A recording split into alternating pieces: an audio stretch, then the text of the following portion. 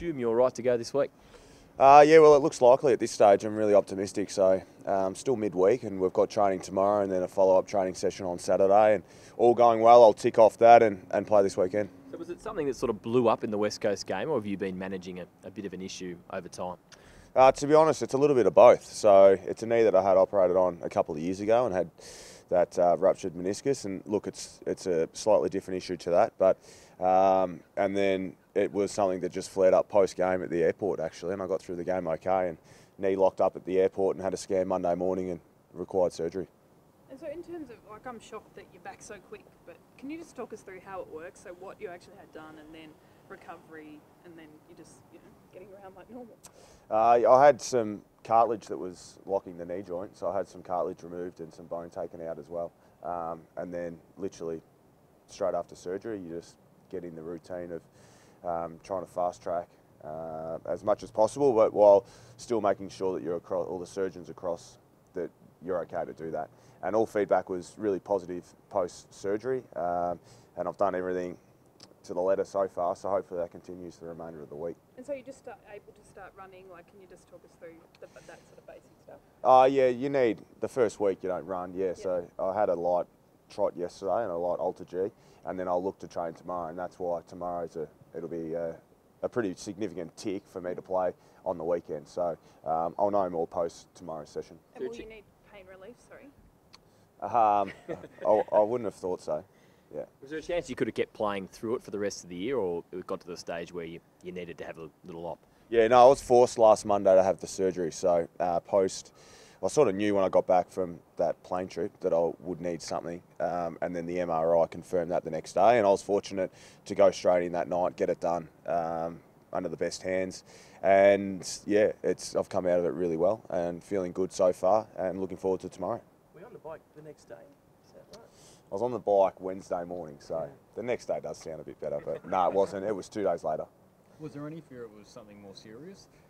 Not really, because I played that game fully and didn't have any issue in the game. And a couple of hours wait at the airport, and I was just sitting there and literally locked up. So I've had similar thing in the past with the other knee and had that cleaned out a number of years ago. So look, surgery wasn't ideal, but given what the scan showed, I definitely needed that if I was to play out the remainder of the year. Dogs this week, you know how much that club loves Dale Morris. What will that do for their group this week?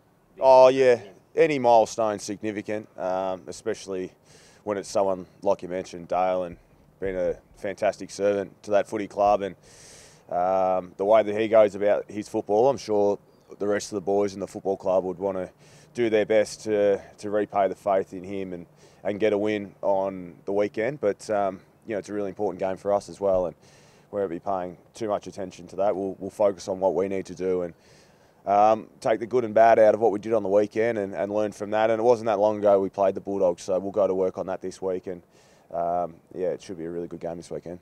Is it hard not to look at the ladder at this time of year when you're in a bit of a dogfight? Oh look, I think everyone's aware. I know where we sit, and I also know what we need to do. So the great thing that you look at it, but then what it tells you is that you can't get carried away at all, and you can't get ahead of yourself. And I know so many people are going to be sick of players and coaches and that talking about 1 week at a time, but if you do look any further than that, you're gonna slip up, and we're one of those teams that just needs to focus on the week at hand. And like I said, it's a big game this weekend, and we're looking forward to it. Tough to watch the last quarter, of course, of the Lions game. It was tough to watch. Sometimes it's harder to watch than play, but look, it was tough conditions up there, and it clearly looked like that. The heat got the better of some of the boys, so just added to the importance of that win. And any win's a good win, especially on the road, and they've played some really good football the last 5 or 6 weeks, so that was an important win, and we'll take the 4 points at this stage.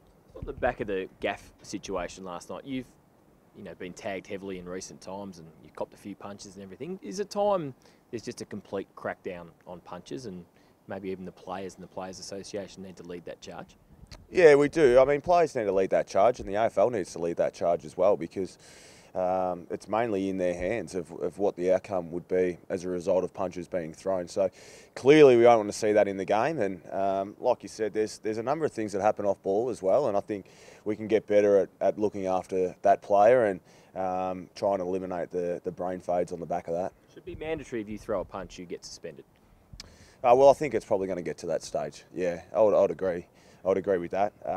And we probably went down that path 12 to 18 months ago, didn't we? And then we've sort of backtracked a little bit for whatever reason. So I would imagine that most players and the AFL and clubs would agree that there's no place in the game for punches being thrown. And even the AFL last week seemed to indicate that some of this bravado that happens before game, pushing and shoving and people kicking a goal and going over and banging their opponent, something they want to get out. Is that realistic if the players drive that? Oh, look, it's still a contact sport and it's a physical sport, but I think punching we can definitely eradicate from the game.